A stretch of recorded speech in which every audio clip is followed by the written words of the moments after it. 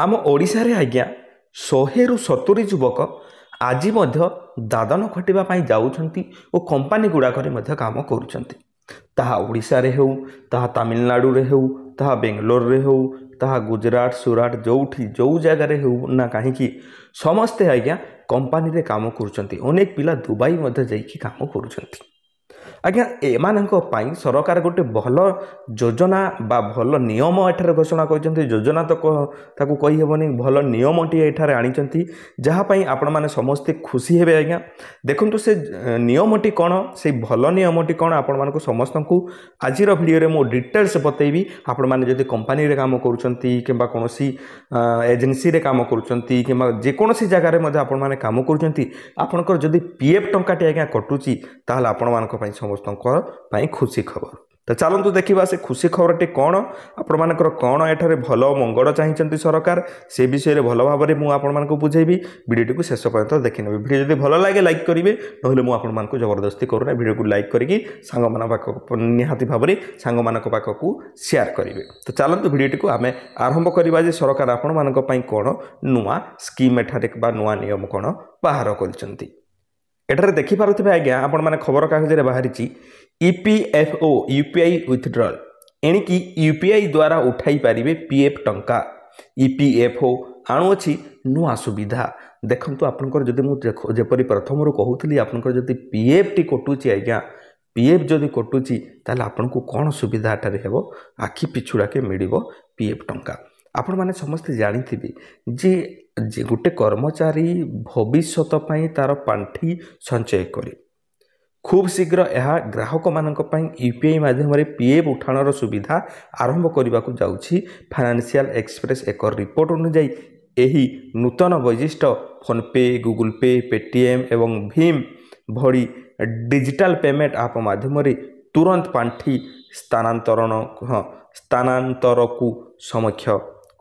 सक्षम करिवो ए पर्यंत एनईएफटी किंबा आरटीजीएस माध्यम रे पीएफ उठाण पाई 2 रु 3 दिन समय लगी जाउथला आज्ञा आपनकर जदि झियो बाहागर करिवार अछि पुओ बाहागर करिवार अछि किंबा मेडिकल प्रॉब्लम आसी गला आपनकु निहाती भाव रे टंका उठेबार जरूरी आवश्यक किंतु से समय आज्ञा आपण माने जदि पेपर वर्क करबा पई जिबे आपनक पीएफ टंका उठिबा पई 2-3 दिन लगी जाउथला आज्ञा से 2-3 दिन पर हेबो कोन से जिनसठी किंतु आज्ञा यूपीआई इंट्रीगेशन पर यह रियल टाइम ट्रांसफर रे परिणत हेबो एही सुविधा को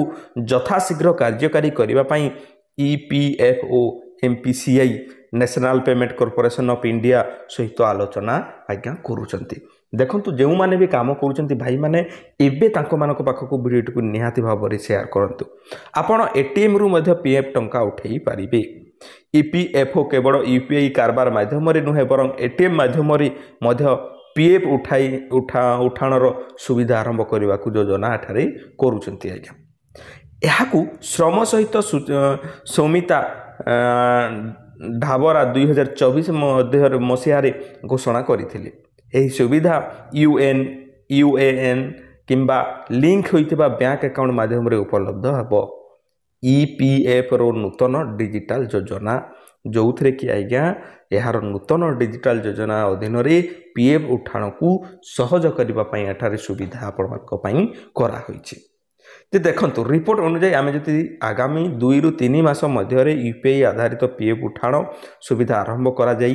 पारिबो जहा द्वारा कर्मचारी माने सेमानकर पांठी को शीघ्र पाई पारिबे देखंतु आपनक पाखरे जदि पीएफ अकाउंट नाही किंबा पीएफ एई बढ़िया जिनिस नाही तो आपण माने करंतु काहे ना अनेक कंपनी आपनकर फायदा उठाउछंती केमिति फायदा उठाउछंती जे देखंतु आपनकर टंका आपनको देबा कथा जोटा कि पीएफ टंका जदि से माने पीएफ काटुचंती आपनक अकाउंट रे ता पडुची ना नै टिके चेक करंतु आपनक पीएफ अकाउंट देखंतु डिटेल्स देखंतु जे आपनक पीएफ अकाउंट रे पैसा पडुची ना नै तो गोटे व्यक्तिर गोटे पीएफ अकाउंट ही थाए आपण मैंने एबे जदि करी नाहंती आपण ड्राइवर किंबा आपण कोनोसी कंपनी रे काम करचंती जोटे कि पीएफ कट सुविधा अच्छी सेठी आपण माने निजर अकाउंट बनांतु एबे ही आधार कार्ड रे बहुत इजीली बनै पारिबे ईपीएफओ ए पर्यंत 50 नियुतरु अधिक दाबी समाधान करिछि एवं 2024-25 आर्थिक वर्ष 2.1 05 ଲକ୍ଷ କୋଟିରୁ ଅଧିକ ପାଣ୍ଠି ପ୍ରଦାନ କରିସାରିଛି। ଏହି ନୂତନ ସୁବିଧା ଆସିବା ସହିତ PF ଉଠାଣ ପ୍ରକ୍ରିୟା ପୂର୍ବ ଅପେକ୍ଷା ଦ୍ରୁତ ଏବଂ ସୁବିଧାଜନକ ହୋଇଯିବ ବୋଲି ଏଠାରେ ସରକାର ଆପଣମାନଙ୍କୁ ସମସ୍ତଙ୍କୁ ଏଠାରେ ପ୍ରତିଶ୍ରୁତି ଦେଉଛନ୍ତି। ଯେହେତୁ ସରକାର ଏତେ ଭଲ ଆମ ପାଇଁ ଯୋଜନା ଗୁଡ଼ାକ ବାହାର କରୁଛନ୍ତି, ଆମ ପାଇଁ ଏତେ ଭଲ ଚିନ୍ତାଧାରା ଗୁଡ଼ାକ ବା ଆମର ମଙ୍ଗଳ ପାଇଁ ହିଁ ବାହାର କରୁଛନ୍ତି, ନିହାତି ଭାବରେ ତା'ର ଫାଇଦା ଆମେମାନେ ଉଠାଇବା ଦରକାର ବନ୍ଧୁ। ଦେଖନ୍ତୁ ଆପଣମାନଙ୍କ ପାଖରେ ଯଦି PF ଆକାଉଣ୍ଟ ନାହିଁ ଏବେ ହିଁ ବନାନ୍ତୁ। ଆପଣ ଯେକୌଣସି କମ୍ପାନୀରେ ମଧ୍ୟ କାମ କରନ୍ତୁ ନା କାହିଁକି ଆପଣଙ୍କର PF ଟଙ୍କା କଟିବ ଆଉ ଆପଣମାନେ ନିଜେ କରିପାରିବେ। ମୁଁ ଆଶା କରୁଛି ଆପଣମାନେ ବୁଝିଯାଇଥିବେ। ଆପଣମାନେ ଯଦି କହିବେ ମୁଁ PF ଆକାଉଣ୍ଟ କେମିତି ବନାଯାଏ, କେମିତି ଉଠାଯାଏ, ଉଠାଇବାର ପ୍ରଣାଳୀ ତ ଏପର୍ଯ୍ୟନ୍ତ ଆସିନାହିଁ, 2 ମାସରୁ 3 ମାସ ଲାଗିଯିବ ବୋଲିକି କହୁଛନ୍ତି, କିନ୍ତୁ ଆଜିଠାରୁ ଆପଣମାନେ ପ୍ରସ୍ତୁତ ହେଇକି ଥାନ୍ତୁ, ଆମ ଚ୍ୟାନେଲକୁ ସବସ୍କ୍ରାଇବ୍ କରିଦେଇଥାନ୍ତୁ। ଠିକ୍ ଅଛି ଆଜ୍ଞା, ମୁଁ ଆଶା କରୁଛି ଆପଣମାନେ ବୁଝିପାରିଥିବେ। ପୁଣି ଦେଖା ହେବା ଆଉ ଏକ ସୁନ୍ଦର ଭିଡ଼ିଓରେ। ସେ ପର୍ଯ୍ୟନ୍ତ ଆପଣମାନେ ମୋତେ ବିଦାୟ ଦିଅନ୍ତୁ। ଧନ୍ୟବାଦ।